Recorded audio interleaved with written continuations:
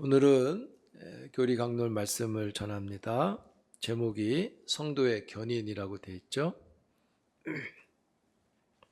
성도의 견인이라고 하는 가르침이 여러분들에게는 어떤 영적인 유익이 되고 있으시나요? 이 성도의 견인을 좀 더 다른 말로 풀어 말하면 한 번 구원은 영원한 구원이다, 이렇게 말할 수 있습니다. 개혁주의는 이 부분을 이렇게 이야기해요. 한 번 은혜는 영원한 은혜다. 칼빈이 말하는 5대 교리가 있습니다. 아주 중요한, 기독교의 이 교리가 중요하다, 이렇게 말해서 5대 교리라고 하는데요. 그 안에 성도의 견인이 들어가 있어요. 칼빈이 말하는 5대 교리는 다음과 같습니다. 첫 번째, 전적 부패. 두 번째, 무조건적 선택. 세 번째, 제한 속죄. 네 번째, 불강력적 은혜. 마지막 다섯 번째로 성도의 견인, 궁극적 구원을 이야기합니다. 칼빈이 이 성도의 견인을 다섯 번째 배치를 했는데요. 성도의 견인을 칼빈이 강조하는 것은 당시에 알미니안주의가 구원에 관계돼서 설명할 때 하나님 주시는 구원은 하나님이 주시는데 그 구원을 받고 안 받고는 사람의 선택에 의해서 받을 수도 있고 또 사람이 거절해서 안 받을 수도 있다 하는 식을 구원으로 설명을 했습니다. 근데 그것이 굉장히 크게 확산이 되어졌어요. 이렇게 말을 했을 때 사람들이 말도 안 돼, 그리고 안 믿으면 되는데 사람들이 이것을 굉장히 호응했습니다. 왜냐하면 내가 선택하면 구원을 받는다고 하는 그 말에 본인들이 참여할 수 있다는 것을 좋아했다는 거죠. 근데 이것이 크게 확산되다 보니까 칼빈이 그것은 잘못된 말이다. 구원이라는 것은 사람이 선택을 해서 받고 안 받고가 아니라 구원이라는 것은 하나님의 주권에 의해서, 즉 여기서 말하는 하나님의 주권은 하나님의 선택과 작정에 의해서 이루어지는 구원이다. 구원은 하나님이 하시는 거지 사람이 하는 게 아니다. 이것을 강조하기 위해서 또 강조를 하고 이 교리 안에 5대 교리 안에 다섯 번째로 성도의 견인이라고 하는 부분을 집어넣습니다. 그런 시대적인 배경을 갖고 있어요. 그래서 웨스트민스터 신앙고백서 17장은 이 성도의 견인을 설명하는데요. 우리 한번 읽어보겠습니다. 신앙고백서 하나님이부터 우리가 읽어볼게요. 시작. 하나님이 사랑하는 아들 안에서 받으시고 성령으로 말미암아 효과 있게 부르시고 거룩하게 한 자들은 은혜의 상태에서 전적으로 최종적으로 타락할 수 없다. 그들은 그 은혜의 상태에서 끝까지 견고하게 인내할 것이며 영원토록 구원을 받을 것이다 라고 했습니다. 여기 보시면 그들은 그 은혜의 상태에서, 이렇게 은혜의 상태라는 말은 구원받은 상태에서 이런 뜻이에요. 구원받은 상태에서 그들의 구원은 영원하다, 이런 말을 하는 것이죠. 여기 성도의 견인이라고 그랬잖아요. 이 견인이라는 문자적인 뜻은 굳세게 끝까지 인내한다, 이런 뜻이에요. 이 견인이라는 걸 영어로 피셔피어런스라고 그럽니다. 말 그대로 인내를 가리키죠. 그 뜻이 인내입니다. 그러니까 성도의 견인, 이 말은 성도의 인내, 이런 말이 되는 거죠.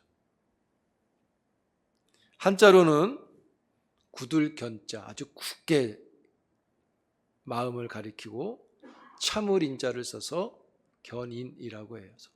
굳은 마음, 끝까지 굳게 인내하며 지키고 견딘다, 이런 뜻이에요.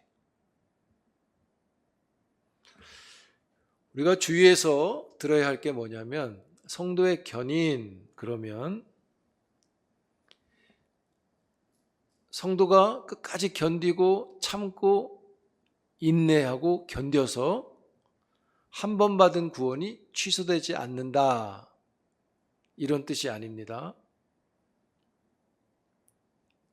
여기서 말하는 견인이라는 것은 하나님께서 그 성도를 전적으로 이끌어 주셔서 그 이끌림을 받고 있기 때문에 견디고 인내하는, 참고 견디는 것을 가리키는 것입니다. 성도의 견인을 가능한 것은, 순서가 좀 그런데 표현하자면, 성도의 견인은 첫째, 하나님이 이끄신다는 거예요. 그래서 그 이끄신 때문에 둘째, 성도가 견디고 인내할 수 있다는 것입니다. 여러분, 한 번 구원은 영원한 구원이다, 믿습니까? 믿어야죠, 우리가. 근데 무슨 근거로 믿는 거라고 지금 말씀드렸습니까? 한 번 구원이 영원한 구원이 되는 근거는 성도의 견인이 그 성도의 자유의지에 따라 있는 게 아니라, 그 열심으로 있는 게 아니라, 하나님의 선택, 그리고 하나님의 작정, 선택과 작정의 불변성에 근거해서 한 번 구원은 영원하다, 이렇게 말하는 거예요. 하나님이 선택하시고 하나님이 작정하신 그 구원이 불변하다는 거예요. 변하지 않는다는 하나님의 그 불변성에 근거를 해서 우리의 구원이 영원하다, 이렇게 말하는 것이죠. 그래서요, 하나님의 선택과 작정의 불변성에 근거할 때 하나님이 베푸신 구원은 절대 실패가 없는 겁니다. 그래서 믿는 성도에게는 그 구원이 영원한 구원이 되는 거예요. 한 번 구원이 영원한 구원이 되어지는 거예요. 이해가 되세요?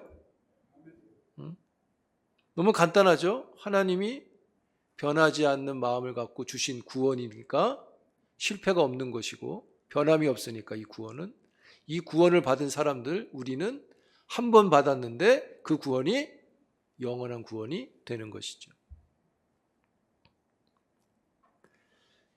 그런데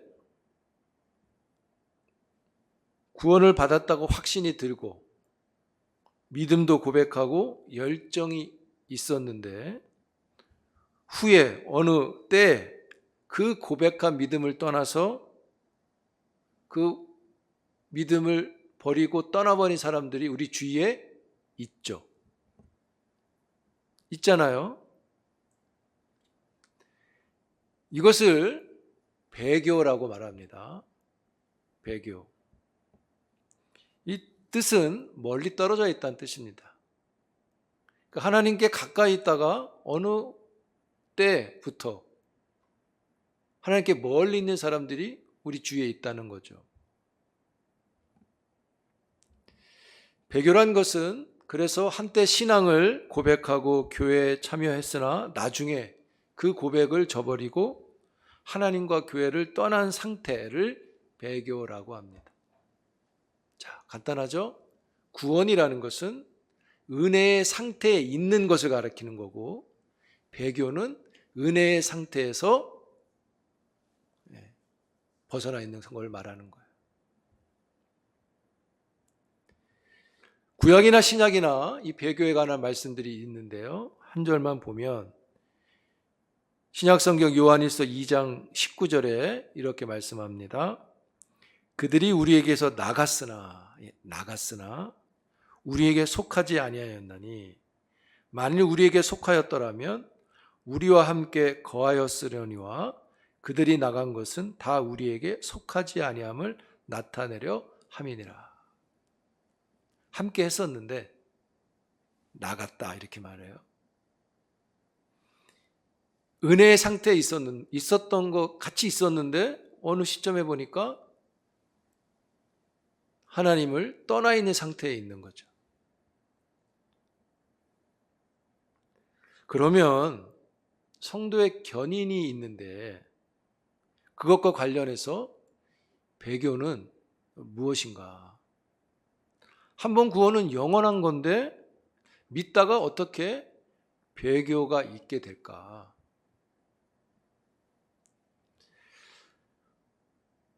여러분 웨스트민스터 신앙고백서 우리가 조금 전에 읽었는데 그 중간에 그렇게 이야기했죠. 성령으로 말미암아 효과 있게 부르시고 거룩하게 한 자들은 무슨 상태에서? 은혜의 상태, 구원받은 상태에서 전적으로 최종적으로 뭐 할 수 없다? 타락할 수 없다. 맞습니다. 그러면 왜 전적으로 최종적으로 타락이 없는데 배교가 가능할까? 이 부분에 대해서 아주 중요한 단어는 전적으로 최종적으로 이 단어예요. 이 전적으로 최종적으로라고 타락할 수 없다고 했는데 그게 견인인데 전적으로 최종적이라고 하는 것을 인물을 통해서 함께 살펴봅니다. 자, 여러분들이 잘 아는 구약에 다윗이 있습니다. 이 사람은 하나님께 합한 사람이고 구원받은 사람이고요. 중생한 사람이겠죠. 즉 은혜의 상태에 있는 사람이었어요. 그런데 그가 간음을 하고 살인을 하죠. 배교한 거예요. 이 다윗의 죄는 아주 심각했습니다. 왜냐하면 개인이 간음했고 개인이 살인을 했잖아요. 근데 이 죄의 결과를 개인이 받지 않고 이스라엘 전체가 죄의 결과를 받게 되죠. 그래서 이스라엘 백성들이 크게 징계를 받잖아요. 그때 나단 선지자가 다윗의 죄를 지적합니다. 지적을 하니까 다윗이 성령이 죄를 깨닫게 하는 것으로 받고 회개하고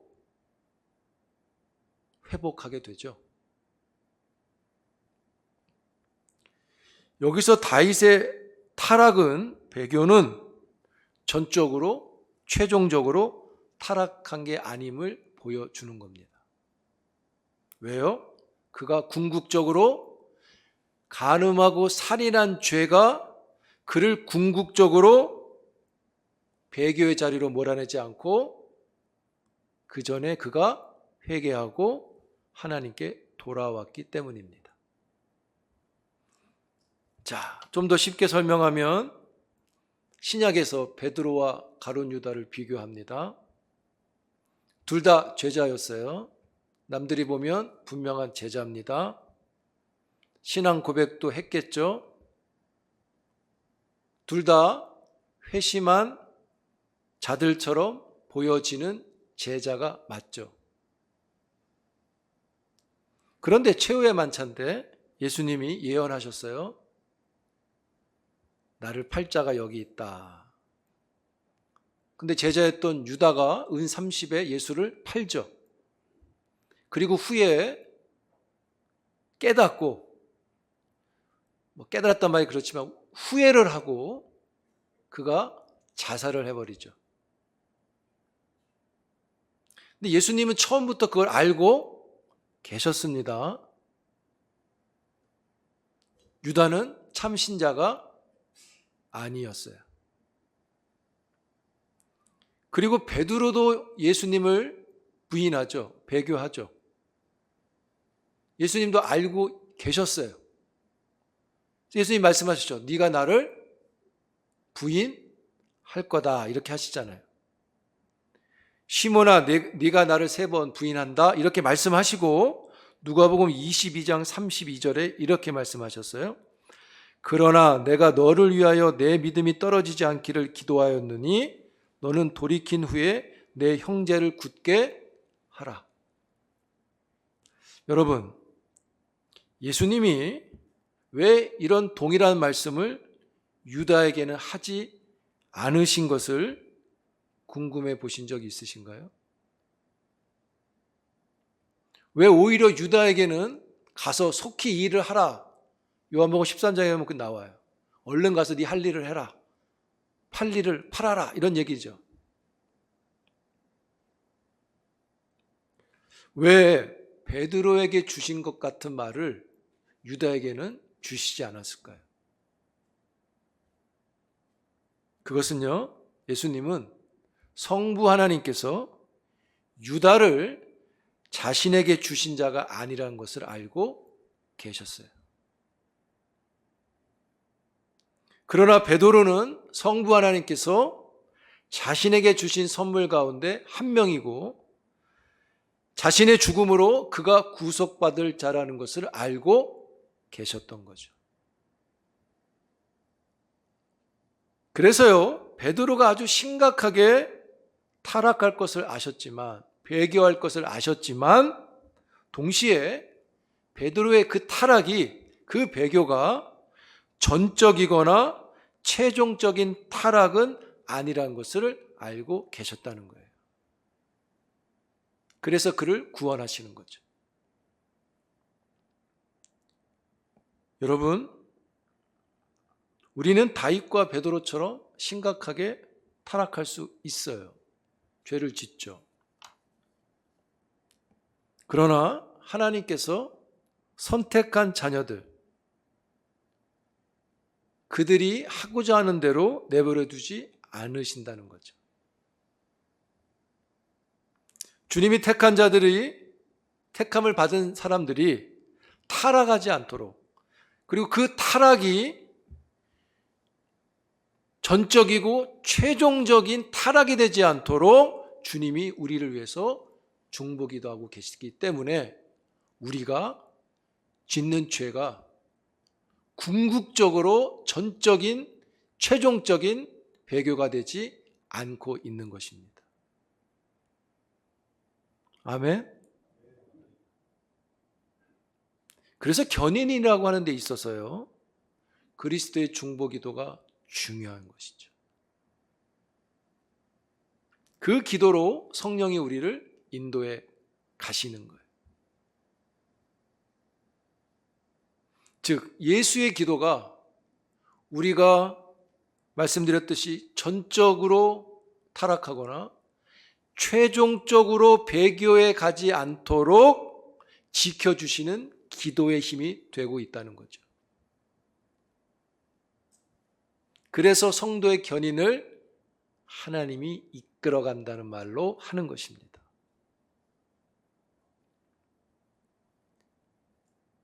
여러분, 하나님의 이 은혜, 이 능력은 선택한 자들을 보존하시는 거죠. 우리의 구원을 지키시는 거죠. 보존하게 하는 거예요. 우리가 그것을 믿기 때문에, 하나님이 우리를 인도해 가고 계심을 믿기 때문에, 우리의 은혜의 상태에 하나님이 지키고 계시기 때문에 성도는 끝까지 인내로 구원의 신앙을 이루어 가는 것입니다. 그것이 성도의 아름다움인 거죠.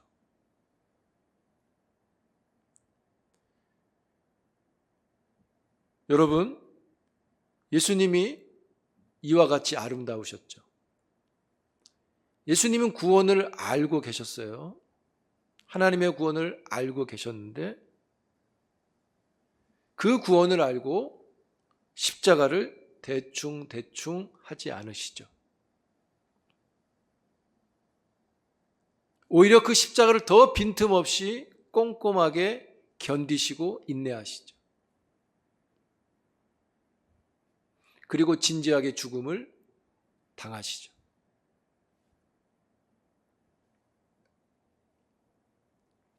견인은, 궁극적인 구원의 실제적인 근거는 이렇게 하나님의 성품에 있습니다. 불변하시는 하나님의 성품이 구원에 반영이 되어 있고 그 구원이 우리에게 영원한 구원이 되는 것이고 우리가 그 영원한 구원을 받은 자로서 우리의 할 태도가 견인을 하는 것입니다. 견디고 인내하는 것이죠.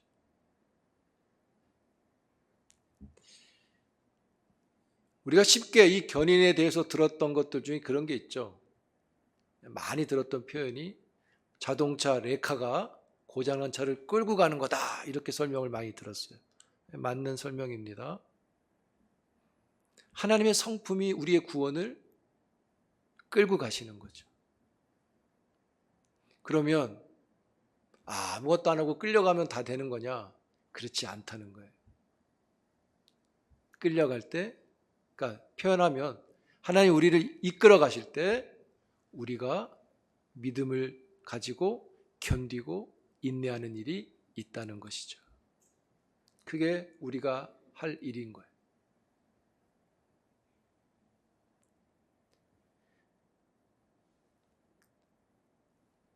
여러분, 사람은 어떤 일을 할 때 첫 번째 계획도 있지만 혹 하는 마음에 두 번째 계획도 갖고 있죠. 이렇게 했는데 안 되면 이렇게 하자. 왜냐하면 첫 번째 계획이 성공할지 확실하지 몰라서 그런 거죠. 그러나 하나님은 구원에 있어서 두 번째 안이 필요 없으세요. 왜요? 하나님은 실패할 계획을 세운 적도 없고요. 세우실 리도 없기 때문이에요. 그래서 하나님은 하나님이 선택한 그 자신의 자녀들에 대해서 구원의 계획을 영원 전부터 갖고 계셨고 영원 전에 가지신 그 작정을 바꾸실 마음이 없으세요. 오히려 그 계획을 온전하게 성취하시죠. 사랑하는 성도 여러분, 구원을 받은 사람에게 견인이 있음을 믿고 계신가요? 여러분, 믿으시길 바라요. 하나님은 자신의 마음을 바꾸지 않으세요. 우리의 구원을 시작하셨으며 우리의 구원을 최종 마감하시는 거죠. 바울은 이 부분을 이렇게 말합니다. 빌립보서 1장 6절에 너희 안에 착한 일을 시작하신 이가 그리스도 예수의 날까지 이루실 것이라. 예수님도 그리스도 안에서 받은 구원이 영원히 안전하다는 것을 선포하시는데요. 요한복음 10장 28절 29절인데 우리 함께 읽어보겠습니다. 시작.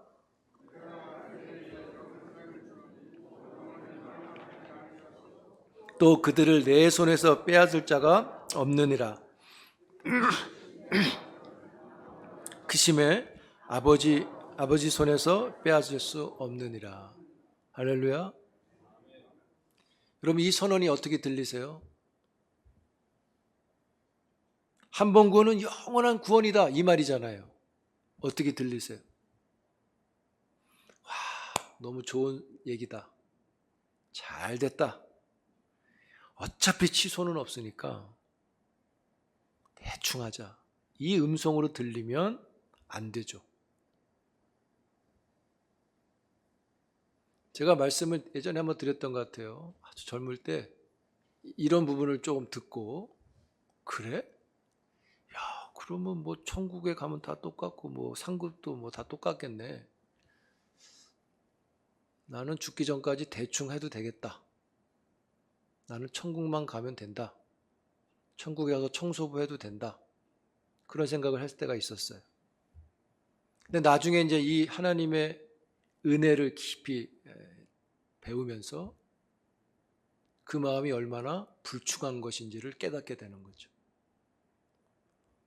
그 아주 어리석은 마음이잖아요. 응? 여러분, 예를 들어서 어떤 애가 서울대학교를 그냥 들어갈 수 있어요. 자격이 있어요. 프리패스가 있어. 공부를 하나도 안 해도 가. 그리고 갔어요. 공부 계속 안 해. 그 졸업했어요. 사내에서 실력이 있겠어요? 들어가면 열심히 하는 게 맞는 거잖아요. 그와 같은 말씀으로 받으시면 돼요. 하나님 우리를 이끌어 가시는데 됐다. 억지로 가지 뭐. 이게 아닌 거죠. 혹 그런 마음이 있으면 그 사람이 배교할 확률이 높아요. 여러분, 하나님이 구원에 관한 입장은 뭐냐? 내가 너에게 준 구원은 내가 영원한 자로서 준 구원이니까 한 번 구원은 영원하다. 그러니까 하나님의 입장이에요. 우리의 입장은 뭐예요? 그 입장을 그대로 내 입장처럼 여기면 안 돼요. 그건 하나님의 입장이에요. 우리는 그걸 받았기 때문에 그것을 또 귀하게, 더 소중하게 갖고 있어야 되는 거죠. 그래서 하나님의 견인이 아니라 성도의 견인이란 말을 하는 것입니다. 사랑하는 성도 여러분, 성도의 견인은 우리의 구원이 영원하다는 보존을만 강조하는 게 아니에요. 견인은 구원의 그날까지 우리가 그것을 아주 귀하게 지키고자 견디고 인내하는 것을 갖고 있는 것이죠.